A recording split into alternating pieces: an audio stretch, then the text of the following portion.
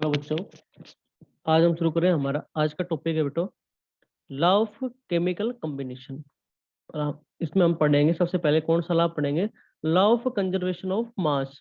ठीक है, law of conservation of mass. तो बेटा लॉ ऑफ कंजर्वेशन ऑफ मास जिसने बताया था उसका क्या नाम है? एंटोनी लुइजर। ठीक है, लॉ ऑफ कंजर्वेशन मास को जिसने प्रपोज किया था, जिसने बताया था, उसका नाम क्या है? एंटोनी लुइजर। उन्होंने क्या कहा था? इन फिजिकल और chemical change the total mass of the reactant is equal to the total mass of the product. मतलब कि ये है कि यदि आप कोई फिजिकल चेंज करते हो या कोई भी केमिकल चेंज करते हो किसी रिएक्शन के अंदर, जो टोटल मास है रिएक्टेंट का वो बराबर होगा आपके पास में किसके? Total mass of the product. During physical और chemical change mass remains conserve. मतलब कि आप यदि इसका मतलब यही है कि आप यदि कोई फिजिकल चेंज या केमिकल चेंज करते हो तो आपके पास में मास क्या रहेगा? कांस्टेंट। इसका मतलब यही है कि जो आपके पास में टोटल मास ऑफ रिएक्टेंट का है वही आपके पास में किसका रहेगा? Total mass of the product. जैसे इसको एक एग्जांपल से समझते हैं। 10 gram of sodium chloride is added 15 gram of silver nitrate solution. It gives 12 gram of AgCl precipitate and 13 gram of NaNO3 sodium nitrate. Prove law of conservation of mass. तो कहता है कि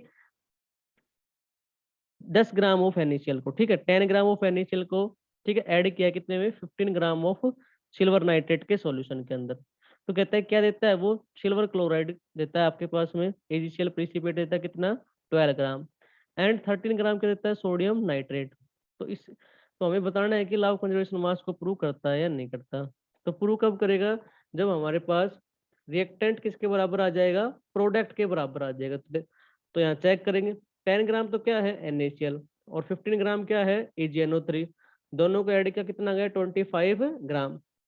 AgCl कितना है? 12 ग्राम। NaNO3 कितना है? 13 ग्राम। दोनों को ऐड किया कितना गया? 25 ग्राम। तो मैंने यहाँ से क्या देखा कि जो रिएक्टेंट वो भी कितना है? 25 ग्राम। और प्रोडक्ट वो भी कितना है? 25 ग्राम। इसका मतलब ये है कि जो टोटल मास ऑफ रिएक्टेंट है वो बराबर है किसके? टोटल मास ऑफ प्रोडक्ट के। और यही क्या क्या है हमारे पास? Law of conservation of mass. तो ये लॉ क्या हो जाएगा? प्रूव। इसलिए हम कह सकते हैं कि law of conservation of mass is prove. Next है हमारे पास 10 gram of copper is burned in 15 gram of oxygen. कह रहा है कि 10 ग्राम ऑफ कॉपर को जलाया जाता है 15 ग्राम ऑक्सीजन में। तो if law of conservation of mass is true, तो यह लॉ ऑफ कंजर्वेशन मास क्या है? ट्रू है। मतलब आपको ऑलरेडी क्वेश्चन में क्या कह रहा है कि भाई लॉ ऑफ कंजर्वेशन मास इसके लिए क्या है? ट्रू है। Calculate the mass of copper oxide produce. तो हमें मास बताना है किसका? Copper oxide. तो कॉपर, ठीक है, को जलाया जाता है ऑक्सीजन की प्रेजेंस में। तो 10 ग्राम क्या है? कॉपर। 15 ग्राम क्या है? ऑक्सीजन। तो कॉपर को ऑक्सीजन में जलाएंगे तो क्या बनेगा? Copper oxide. और हमें इस कॉपर ऑक्साइड की वैल्यू भी बतानी है। और कह रहा है कि इस स्टेटमेंट के लिए लॉ ऑफ कंजर्वेशन मास क्या है? ट्रू। तो यदि law of conservation mass true है तो हमें पता है कि law of conservation mass true होता है तो क्या डेफिनेशन होती है भाई? कि according to this law mass of reactant is equal to the mass of product. तो 10 ग्राम और 15 ग्राम टोटल कितने हो गया आपके पास में? 25 ग्राम। तो ये क्या है? Mass of reactant. ये तो बराबर होगा किसके? मास ऑफ प्रोडक्ट के। तो मास ऑफ प्रोडक्ट क्या है आपके पास में? मतलब क्या चीज है? Copper oxide. तो कॉपर ऑक्साइड की वैल्यू कितनी आ जाएगी आपके पास में? 25 ग्राम। क्योंकि स्टेटमेंट में दे रखा है कि लॉ ऑफ कंजर्वेशन मास के लिए क्या है? ट्रू है। तो जो आपके पास में रिएक्टेंट की वैल्यू होगी वही किसकी होगी? प्रोडक्ट की। तो हमारे पास आंसर क्या आ जाएगा? 25 ग्राम। लॉ ऑफ कंजर्वेशन मास की लिमिटेशन भी है। लिमिटेशन क्या है कि भाई this law is not applicable for nuclear reaction. यह जो लॉ है वो न्यूक्लियर रिएक्शन के लिए अप्लीकेबल नहीं होता। क्योंकि वहाँ जो रिएक्टेंट का मास और प्रोडक्ट के मास में बहुत ज़्यादा डिफरेंस होता है। क्योंकि वह लार्ज एनर्जी का चेंज होता है जिसकी वजह से, ठीक है, आपके पास में, ठीक है, mass of reactant is not equal to the mass of product. तो ये फॉर किसके लिए? न्यूक्लियर रिएक्शन के लिए। This law is not applicable for nuclear reaction.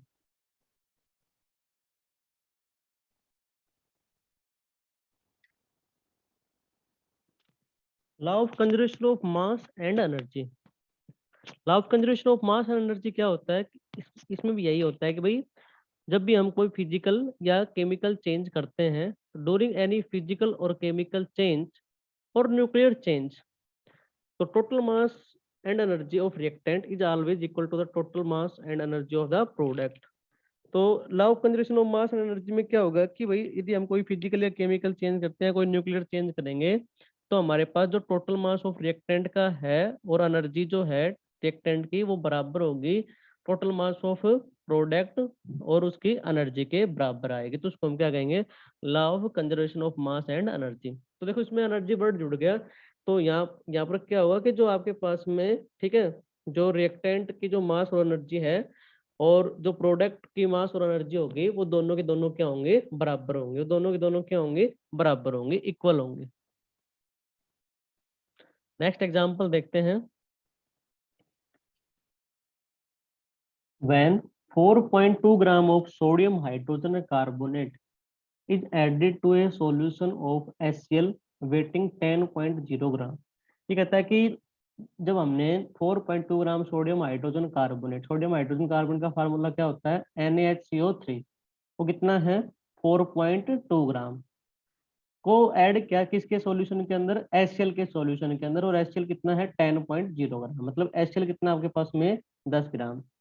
फिर कहता है कि इट इज ऑब्जर्व दैट, ये ऑब्जर्व किया गया है कि 2.2 gram of CO2 is release, कि वहां से, ठीक है, 2.2 ग्राम CO2 रिलीज होती है एटमोसफेयर के अंदर, और द रेजिड्यू, जो बाकी जो बच गए अवशेष, ठीक है, is left behind is found to be 12.0 gram, वो बचते हैं आपके पास में कितने, 12.0 gram. So that these observation are in agreement with the law of conservation of mass. तो हमें ये बताना है कि ये सारी जो ऑब्जर्वेशन दे रखी है, क्या ये लॉ ऑफ कंजर्वेशन मास को ओबे करती है या नहीं। तो NaCO3 जब HCl के साथ में रिएक्शन करता है तो क्या प्रोडक्ट बनता है, NaCl प्लस में H2SO3, NaCl प्लस में H2CO3।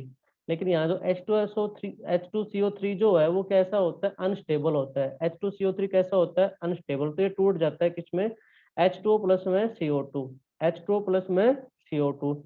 तो इन दोनों को जब सोडियम कार्बोनेट HCl को ऐड किया गया तो उसने बताया कि भाई जो CO2 है एटमोस्फेयर के अंदर कितनी है, 2.2 ग्राम, और जो लेफ्ट रेजिड्यू बच गया, मतलब क्या क्या, NaCl और H2O, ठीक है, वो उसकी वैल्यू, टोटल वैल्यू दे रखी कितनी, 12 ग्राम। अब हमें पता है कि अगर लॉ ऑफ कंजर्वेशन ऑफ मास को ओबे करेगा, इस ऑब्जर्वेशन सही होगी, तो क्या होना चाहिए आपके पास में कि टोटल मास ऑफ रिएक्टेंट बराबर होना चाहिए किसके, टोटल मास ऑफ प्रोडक्ट के। तो दोनों की वैल्यू को लिख लो, रिएक्टेंट कितना है 4.2 ग्राम और 10 ग्राम, और इधर कितना है 12 ग्राम और 2.2 ग्राम, दोनों का ऐड कितना आया 12, 14.2 ग्राम, इधर भी कितना है 14.2 ग्राम। तो हमने क्या देखा कि दोनों की वैल्यू क्या है, सेम है, ठीक है, इक्वल है। और रिएक्टेंट की जो है और जो प्रोडक्ट की जो वैल्यू आई है, वो दोनों क्या है, सेम है। तो हम कह सकते हैं कि this observation of law of conservation of mass is valid. तो इस ऑब्जर्वेशन के लिए जो लॉ ऑफ कंजर्वेशन मास है वो क्या रहेगा, वैलिड रहेगा। लॉ ऑफ कंजर्वेशन मास क्या रहेगा, वैलिड रहेगा। नेक्स्ट न्यूमेरिकल देखिए।